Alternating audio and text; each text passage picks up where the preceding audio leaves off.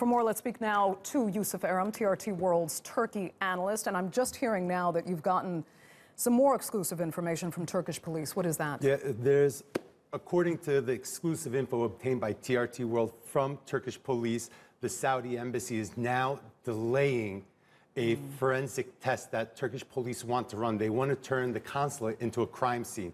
Now, just yesterday, the Saudi embassy had allowed Turkish police to search the premises. I believe one Turkish officer was allowed in, and he was allowed to visually look at areas that the Saudi embassy officials allowed him to enter. But now they want to run forensic tests. They want to turn the area into a crime scene. Turkish police also want to investigate the Consul General's home, which is an area of interest as well.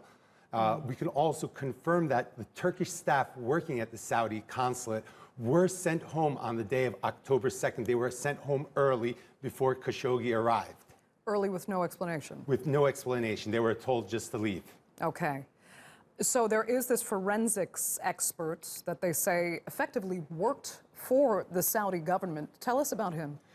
He's the forensic expert of Saudi securities. Now, the police, this is a 15-person team, people of interest that the Turkish security services are concentrating on. And members of that team right now, from what I've obtained from independent Saudi analysts, include a member of the Royal Guard, a lieutenant colonel in the Air Force, like you said, the head of forensic evidence in Saudi Arabia. And what Turkish police believe the reason for a 15-person team is there was a division of duties amongst them. Certain people were likely part of the murder. This is unconfirmed, of course. Certain people were involved in the cleanup and transportation. So this is what we know right now. Okay, so that's the theory that's developing.